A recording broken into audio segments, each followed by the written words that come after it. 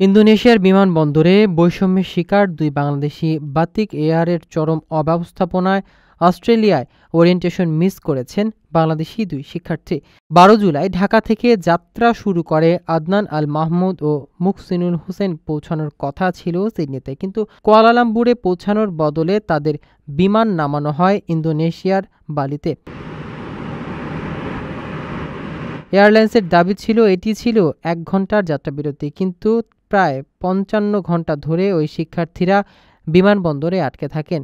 অন্য যাত্রীদের হোটেল বা বিকল্প ফ্লাইটের ব্যবস্থা করা হলেও দুই বাংলাদেশিকে ঘণ্টার পর ঘণ্টা বসিয়ে রাখা হয়।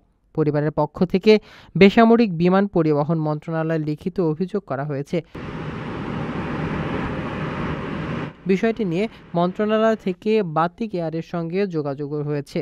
এ ঘটনায় অভিভাবক সহ প্রবাসী কমিউনিটিতে চরম উদ্বেগ দেখা দিয়েছে। ভুক্তভোগীদের মতে এটি শুধুই এয়ারলাইন্সের অব্যবস্থাপনা নয়, বরং আন্তর্জাতিক ভ্রমণে বাংলাদেশিদের প্রতি বৈষম্যমূলক আচরণও। আপনার স্বপ্নগুলো আকাশ ছুবে প্রবাসীর হেলিকপ্টারের মাধ্যমে। বিয়ে, জন্মদিন অথবা যে কোনো বিশেষ প্রয়োজনে হেলিকপ্টার ভাড়া করতে যোগাযোগ করুন স্ক্রিনে দেয়া নাম্বারে। প্রবাসীর হেলিকপ্টার, নিরাপদ ও সাশ্রয়ী বাহনের বিশ্বস্ত নাম।